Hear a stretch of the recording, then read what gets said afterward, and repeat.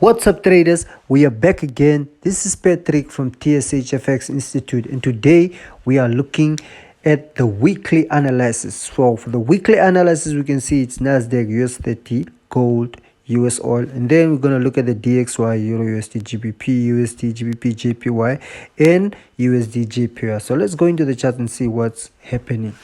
So looking at Nasdaq, we can see that this is Nasdaq on the daily time frame. You can see that we had nice beautiful upward movements, and we had a nice consolidation range here and with a push out. And we can see out of that push we had like three type of level stop hunt, and then the market shifted away, and you can see the market is coming right back to these levels. So I marked all these levels here. That's going to be levels where we want to see the market go, and that's levels of interest that we might be able to get some opportunities to scale in the market. So let's go into the other time frame and see what's happening.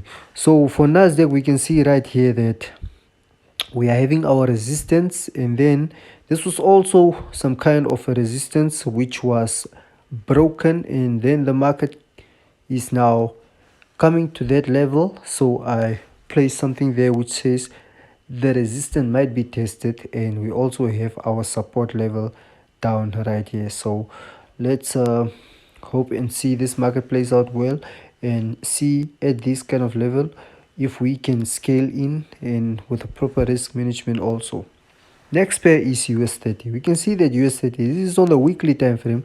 You can see that we are having some kind of levels here we are looking at in the weekly. So if US 30 is pushing up, it might go to those weekly levels, but still we are not sure in which direction the market is going. But we are analyzing, so we can see that whenever the market comes to that area, we will be able to see whether we get some entry or we still hold for continuation. Many traders are very bullish on the US 30 right now, and we can see US 30 is still very strong, so we might push to these upside levels. We can all see these levels right here, and this level right here, this is a support on the weekly time frame. So let's go to a smaller time frame and see. On US 34-hour, you can see right here I have marked these beautiful three levels. So you can see this first one is a resistance. If the market breaks this middle one, the market might move to that resistance point. If the market does not, it can come back to this previous resistance and come test. Then it might get a support and move back up to this level where it is right now. If that does not happen, then the market will push back to the support. So that's what we see on US 30. You can see our EMAs are also fanned out, which means that the market might reverse. But if the market reverse, we will take all our targets at these areas, which are these EMAs, the 200 and the 800. For now, let's go to gold. Gold, we can see that gold gave us a nice beautiful safety trade here, which is a nice 200 bounce. I think we executed on that trade. You also have a flash card. You can see right there also we had a nice M pattern with a nice beautiful stop hunt. Then the market shifted away from the zone. Again, we got a safety trade, which was a 200 bounce also. So we are looking at those resistance area and at these support areas. But if you go onto the 4-hour time frame, you can also see that on gold we had like a inverted head and shoulder right here. On the 4-hour time frame, you can see that we have a nice beautiful V, two V's, a W and an M pattern. But we start with a W, which is the peak formation. Then we go to the V, and then the second V, and then the M formation. You can see the market close in some consolidation to trap traders for this coming week. Looking at US oil, we can see that on the daily time frame, it's very quite simple. We can see that this is a range market, but we have also marked out these levels. First one, where the circle is our big resistance. The second one right here is the resistance where we are right now, and the support where we are right now, where we can also see the market move within these days. And for a long-term view, we had our support just right there at the low, which we may also consider a nice beautiful level in the future. We can see right there we had a nice beautiful W, which we executed on the second leg, and then we are up. We also took this long sell candle. Also, we also took that candle in the 15-minute time frame. We executed, but now it's a bit bullish, so we will see what happens. We already know that Monday is also a day where the traders get trapped into the market, and then but we will see what's going to happen. On the DXY, we added the DXY to this watch list so that we can also analyze the Euro USD and the GBP USD. But let's take a look at this. We can see that we had a nice beautiful 200 bounce, which was also a safety trade. On the daily time frame, the market pushed all the way down, came again to test again the 200 EMA, and then the market came to the 800 EMA as a support. So where the market is right now is at the 800 bounce. It's 800 bounce, which means it's a very strong support in the daily time frame. So we place our support level there. So if this market push up, it can probably come to this level right here, which we said it might be a possible retest. And we also have our resistance right there. We can also have this resistance also right here where the 800 EMA bounced off.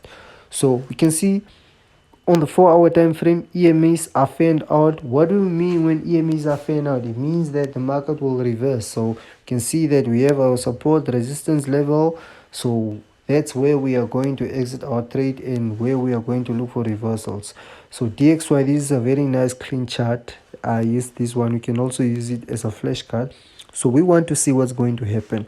Remember, we have a support, we have a resistance, and we have a level which has not been tested. So we want to wait until the market come to this level that has not been tested, and then we can take a decision from there on. Are we going long or are we going short? Then we know where to book our profits also. Going into Euro USD, we can see on the daily time frame we had a nice beautiful resistance. The market came down, gave us a support, then the market went up with the impulse move, and then we can see right there from the impulse move we had a correction move and then another impulse move. So right now where the market is right now trying to reverse, and we can see there was a break of a level right there. So we want to see the market on this week, these coming days, test that level and see if the market is going to retest and bounce back up to the resistance, or the market is coming back to these support levels. So we can also go into the smaller time frames, the 4-hour. You can see what will happen in this course of the week. You can see EMAs are fanned out. When EMAs are fanned out, we already know what happened. Our levels are also placed very well, so we can see where we exit and where we are going to look for new entries. GBP USD, this is a daily time frame. You can see we have a 800 bounce, but the market pushed through the 800. Market is coming back, so we want to see whether the market is coming back to the 800. The 800 is a dark blue EMA, and then the 50 is the light blue, and then the 200 is the white EMA. So you can see right there we also have the same kind of levels. So it's quite simple. The reason why we are going into the bigger time frame is because we want to have a clear perspective and a clear view on the market where it is going long term. So for us to avoid smaller time frames like the 15 minutes and the 5 minutes, that way we will cut off the noise. So we want to see where we are going in a long term. We want to see in the long term where we are going. So if you know where we are going in the long term, we are going to use the smaller time frames only for entry. So you can see GBP USD on the 4-hour. You can see we are having our support, our resistance, and